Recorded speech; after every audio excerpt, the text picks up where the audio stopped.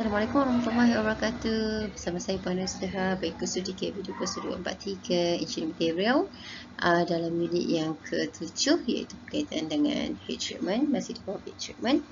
Okey, untuk part 2 membicarakan tentang apa yang disebut sebagai tempering. Okey, untuk kali ini kita akan tengok tentang tempering.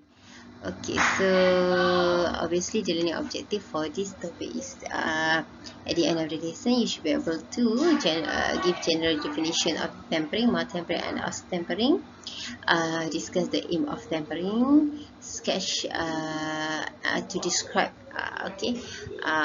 what is mild tempering and aus tempering, and also we are able to discuss to distinguish, to compare between the mild tempering and aus tempering according to the sketch, and also last but not least about explain about the advantages and disadvantages of the mild tempering and aus tempering as well.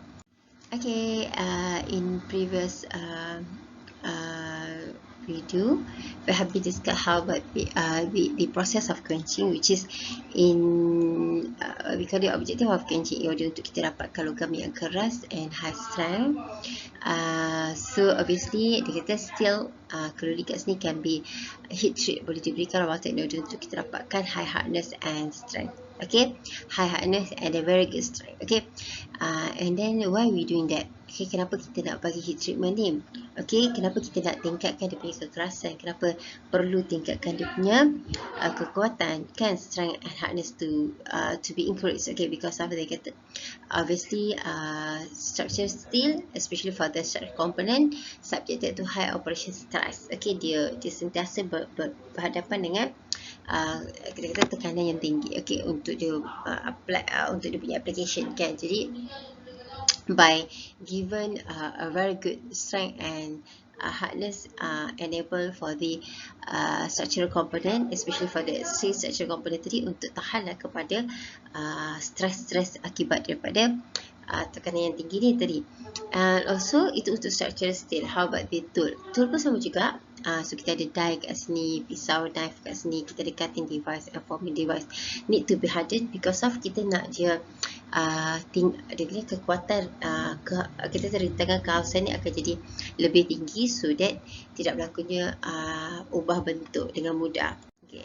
So apabila kita melakukan proses of quenching, okay, so actually kita develop atau kita create satu microstructure baru disebut sebagai martensite, which is martensite ni very brittle, kita kata sangat rapuh. Okay, dia keras, very good, but somehow dia kategori logam yang rapuh. Okay, so obviously bila kena slight impact ataupun impact yang mild impact, it may cause fracture. Dia akan boleh menyebabkan berlakunya keretakan kepada kita punya steel yang dengan kita kata microstructure martensite ni. Jadi ini menghalang kepada penggunaan lah, maksudnya semua logam yang dah mengalami martensite ni dah terbentuk martensite ni, kalau kita tak what we call it, maksudnya yang which is pure martensite ni without any kind of the additional atau kita kata any treatment, so sebenarnya kita tak boleh pakai sebab obviously dia sangat rapuh dan brittle dan senang untuk patah rapuh lah. Jadi tempering merupakan satu proses, kita kata sebagai proses wajib lah. Okay, dilakukan ke atas hardened metal ataupun hardened steel tadi. Sebabnya, tujuannya sebab apa? Sebab dia nak reduce kita punya brittleness, okay, kerapuhan atau kita kata brittle ni yang terhasil semasa pembentukan martensite tadi. Okay, and okay, bukan selain daripada itu, okay, dia tidak akan mengurangkan hardness and strength yang ada lah.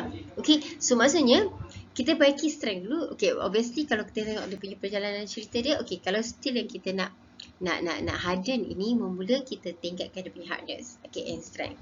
Tapi kita tahu bahawa bila kita tingkat hardness and strength ni, dia punya what we call it, brittleness pun dia meningkat.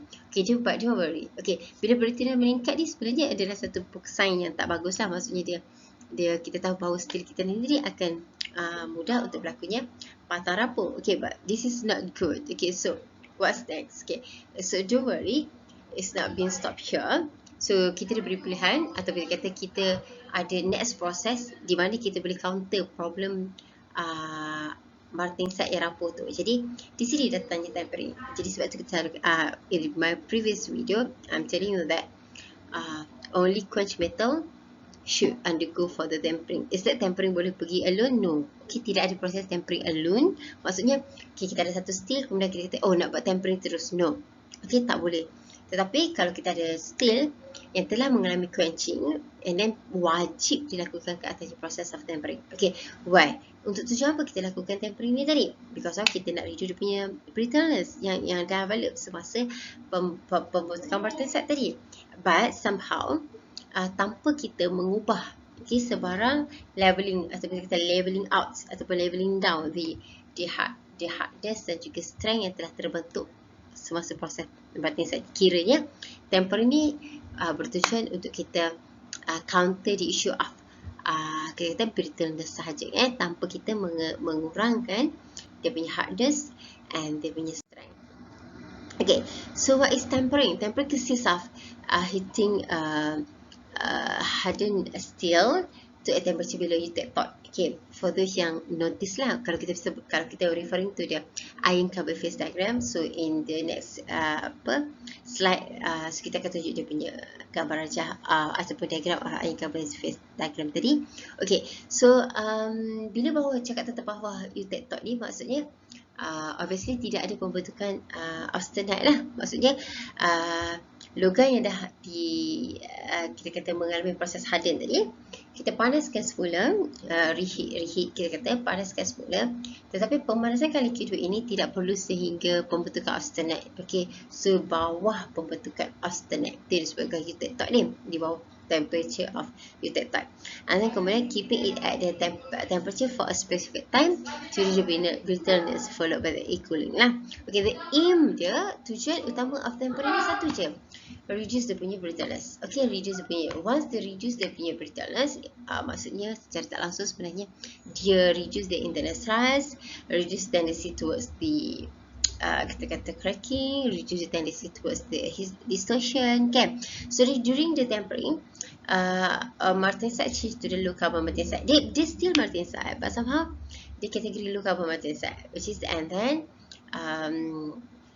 which is dia punya sifatnya lebih kurang sama macam ferrite campur cementite. Okay, which is kalau ferrite campur cementite, for those yang understand about iron carbon phase diagram, dia tahu, oh dia dah jadi macam what we call it, microstructure yang ada di bawah suhu 723 darjah Celsius, kan. So kita ada alpha campur cementite, which is what we call it, itu adalah kategori logam yang kita kata mudah untuk dibentuk. Okay, so resulting in the reduction of brittleness, makanya the internal stress also get reduced lah. Okay, bila kita kurangkan dia punya brittleness tu, maksudnya kita sebenarnya aim for the higher, which is kita dapat kurangkan dia punya internal stress. Okay, so as you can see here, okay, for those martensite yang telah dilakukan proses of tempering, so dia akan jadi kategori ferrite campur cementite. Tadi I'm telling you that kita ada heated top point, suhu heated top, so di bawah suhu ni lah, so bawah suhu 727. Okay, this one is the referring to the gambar rajah 727. Ada setengah iron carbon phase diagram ni di show as that 723. Okay, in your previous video, dalam construction of iron and steel, it shows you that 723. Okay, bergantung kepada dia punya sumber rujukan lah. Okay, somehow okay, this one is the heated top point. So bawah suhu heated top adalah bawah suhu ni lah. Okay, di bawah suhu 727 darjah Celsius. Okay, so if you can see here, okay, ini merujuk kepada gambar rajah Rockwell. Rockwell ni maksudnya nilai yang unit bagi hardness. Okay, yang manakala this one is the kandungan karbon lah. If you can here, okay, from 0.6 lah, kita assume that from 0.6 until 1.2 ataupun 1.0 sebelum 1.2, you can see that dia punya what we call it, hardness tak meningkat pun, hardness segitu je. Patutnya kalau lagi bertambah karbon, hardness dia makin meningkat kan, tapi tak. Okay, obviously tak. So kalau kita tengok less than 0.2, dia naik. Okay, sampai 0.6, So dia tak naik dah, landai je tulis. Okay, macam itu. Okay, this one is a called as a martensite. Okay. Hydrogen produces martensite, which is a super saturated solid solution of carbon in body centered cubic. Hence, it is hard and brittle. Ya, martensite bersebut tentang martensite, dia sangat keras dan juga rapuh. Jadi kat sini dia menunjukkan version of hardness of martensite with carbon content. So it shows about the martensite lah. Okay. Yang tu pun tak perlu in detail sangat. Okay. So what is tempering? Okay, over here, as a definition of tempering, it shows a process of heating a martensite steel. Ataupun photo yang nak tulis hardened steel pun okey juga, tak ada masalah. Martensite ke hardened steel ke acceptable, HARDENDE. Okay, acceptable. At the temperature below that temperature, ataupun some of the nota dia akan cakap below critical temperature, it's okay, tak ada salah, benda tu betul je. And make it softer and more ductile. Yes, that is the objective dia. Tujuannya adalah untuk melembutkan dan juga meningkatkan kemuluran dia. Okay, so over here is the what we call it, as I told you before that, bila kita buat tempering ni sebenarnya kita buat apa? Which is kita masih mengekalkan keras dan juga punya strength. So actually kita buat apa sebenarnya? Kita mengubah dia supaya dia punya kekerasan tu being like equal to the ferrite campur cementite tadi. So this one is the alpha campur dengan cementite. So dia akan kita nak hasilkan macam dia lah. Okay, this particular shape. Okay. Okay, over here, it shows the kita kata perbezaan ataupun the distinguish with the mild tempering and harsh tempering. So another information related to the tempering. Because of tempering ni kita ada dua sebenarnya. Okay, we got two, which is we have the mild tempering and harsh tempering. In the mild tempering warna merah ni, you can see here the red one is shows the martensite. Meanwhile, the blue one, it start sama Dia kedua-duanya bermula sama, ikutlah merah ni. So, actually biru was here. Sama juga. So, but somehow, if you look for the austenite, you can see that dia punya cross section, this one kan, ada dua terbalik ni kan. Dia kacau, dia buat tempat lain. Okay, dia pergi kat tempat lain, dia cross kat tempat lain. Meanwhile, untuk yang merah ni, dia cross kat tempat yang disebut sebagai martensite ni. So, daerah ini disebut sebagai martensite. Meanwhile, daerah biru disebut sebagai bainite. Okay. So, these processes are developed to avoid serious stress generated in quenching. Ya. Tak kisahlah, actually martensite ataupun mild tempering ataupun harsh tempering ni sebenarnya bertujuan untuk kita reduce dia punya stress lah yang terhasil semasa proses of quenching. Jadi, obviously, kenapa sebagai austenite temperature? Because of actually from the austenite temperature before they get quenched to the above M. Okay, so look at here, where is M? Okay, here. So actually it start from the austenite temperature, and then kemudiannya follow turun sampai dekat T ni, M ni, dekat M ni. So dia sampai kat sini. Okay, so for homogenization of temperature across sample. Okay, in mild tempering, the steel is then quenched and the entire sample transfer simultaneous to martensite. This followed by tempering. Okay, so untuk mild tempering ni, dia turun sini, dia sekejap, and then semua 100% kepada martensite. It change to martensite 100%. Maka terbentuklah dia martensite. And then kemudiannya what's next is kita akan panaskan semula. And then kita akan sejukkan semula lah. Itu yang pemanasan semula dan sejuk tu disebut sebagai tempering. Meanwhile, bila dia turun ni macam gini, disebut for the austenite temperature disebut sebagai kita kata quenching. For the austenite temperature is sama je.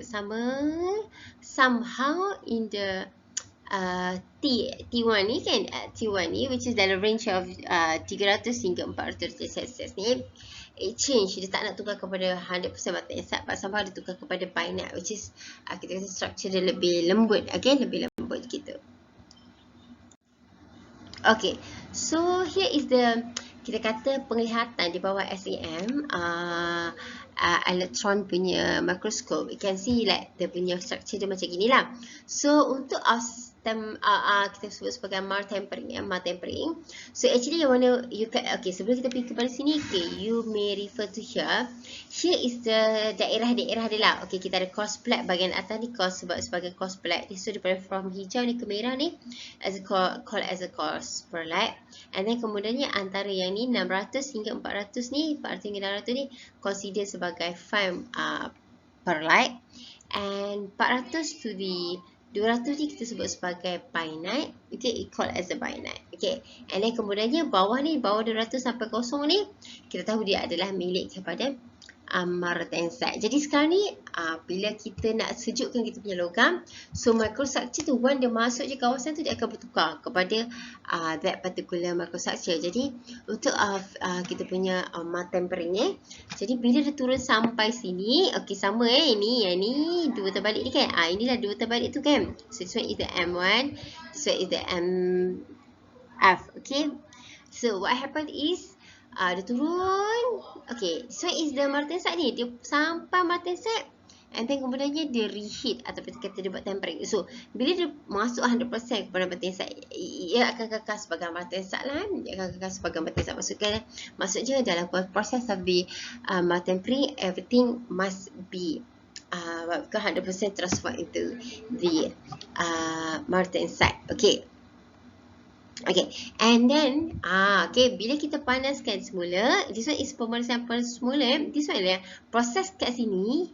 Okay, kalau saya boleh sekalkan warna kuning Okay, this one called as a quenching. Okay, quenching. Okay, meanwhile yang saya tanda dengan merah ni, ni called as a tempering. Okay, called as a tempering. Kali kedua kita panaskan, which is dalam kategori of tempering ni, kita panaskan pada suhu yang di bawah suhu kita kata what we call it eutectoid. Okay, di bawah suhu eutectoid over here, di bawah suhu eutectoid. Sebab eutectoid awak kat sini. Okay, ini adalah suhu eutectoid awak. Okay, sekarang ni we kita kena panaskan sampai sini je. Okay, so bawah eutectoid punya temperature. Meanwhile, for the house tempering, instead of at the first place tadi, kita ada, katakanlah saya contoh ni kan. So we got here, okay, and then kemudiannya hold sekejap and then turun bawah.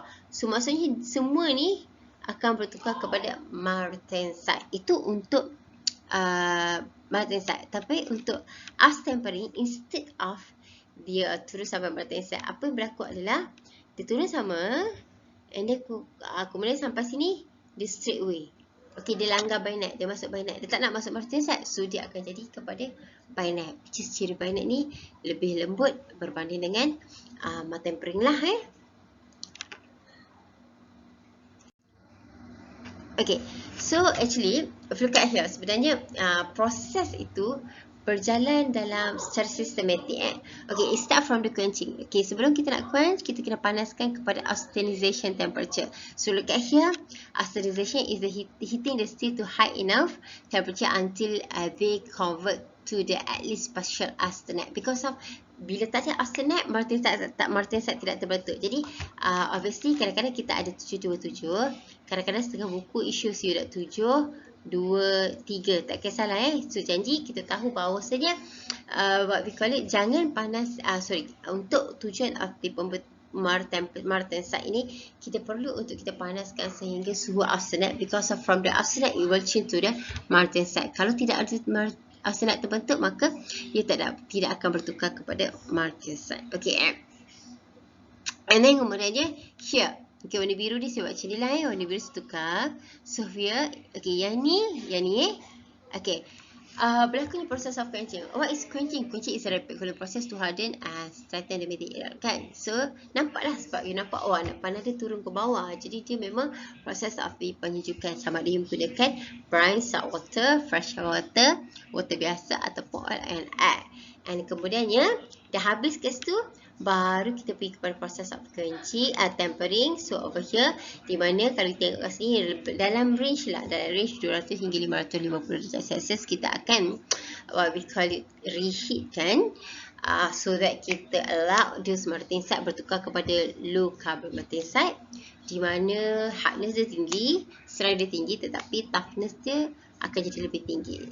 Macam gitu. Okay, so gonna less decrease some hardness, but somehow yang paling baik adalah you decrease some brittleness. Okay, yang kita takut lagi jadi patah rapor kita. Okay, so over here is the martensite versus tempering. What made the difference between the martensite as tempering tadi? Okay, tempering is called as a heat treatment. Meanwhile, austensite ni tidak disebut sebagai heat treatment. Okay, kalau tempering menghasilkan martensite, meanwhile for the tempering menghasilkan binite dari segi dia punya microstructure. Dari segi dia punya distortion, quenching punya risk, yes, martensite dia akan jadi lebih tinggi, more distortion and quenching crack. Meanwhile, for the tempering, dia very less. Okay, because that was the objective kan? Okay, and tempering is necessary. Okay, selepas kita lakukan proses of the quenching, untuk kita apa kita kata, nak menghasilkan martensite ni memang wajar untuk, ataupun wajib untuk kita buat what we call it tempering. Manakala untuk tempering ni looks like macam tak ada tempering pun, tapi di kategori as a tempering, macam itu. Okay, and dari segi masa, obviously tempering ni cepat, sebab masa proses quenching tu kita celup dalam air je kan, so as simple as that. Meanwhile untuk tempering ni lebih banyak masa yang diperlukan, okay, untuk kita menghasilkan dia. And obviously untuk tempering, because of the hardness dia tinggi, strength dia tinggi, interior strength dia tinggi, maka dia punya ductility and dia punya toughness tu decrease, memang rendah lah. Meanwhile untuk tempering, apa yang tak ada dekat tempering tu offer, mesti. Okay, jadi untuk tempering ni, ya, tempering dia offer you untuk kita what we call it, untuk kita hasilkan logam yang high ductility and high toughness gitu. Okay, so over here is the advantages and disadvantages for both. Okay, kita akan tengok tempering first dari segi dia punya advantages. Okay, belah sini semua, okay, belah saya tandingkan merah ni kan. Okay, belah yang merah ni semua advantages, manakala belah hijau ni, okay, adalah dia punya limitation. Okay, so dari segi kelebihan of the tempering adalah it gonna be a higher ni value of it gonna be what we call it, untuk tujuan of tempering ni adalah untuk kita mengurangkan dia punya cracking and distortion. Somehow disadvantagesnya adalah very time consuming and inconvenient untuk dilaksanakan, sukar untuk dilaksanakan. Meanwhile untuk tempering much more gentle, less external stress. So bila less internal stress ni, less lah dia punya towards cracking and distort. And then kemudiannya tempered metal, dia akan jadi lebih tough and more ductile. And because dia ductile, because dia tough, so dia boleh menahan hentaman yang datang secara tiba-tiba. So high impact resistant, since dia contain no hard brittle martensite. Okay, untuk tempering ni somehow bukan semua part sesuai untuk dilakukan proses dia tempering. Okay, it just limited to the thin parts such as spring lock washer, needles and other fine part. Dan yang keduanya adalah dia tidak akan jadi sekeras. Okay, tak akan jadi sekeras tempering. Okay. So as a conclusion, what is tempering? Tempering is carried out by preheating the previously quenched steel to a temperature below the critical range, holding then cooling to obtain the desired mechanical properties, which is to soften and to increase the ductility and also the impact strength, ataupun dikata toughness. Okay, tempering is used to reduce the brittleness. Yet obviously the temperature chosen for the tempering process directly impact the hardness of the workpiece. So the higher the temperature in the tempering, the lower the hardness. Okay, so here is the question related to the tempering. So I hope that you will try by your own, and will be discussed in the next meeting. Till here, see you in the next slide. Bye. Assalamualaikum.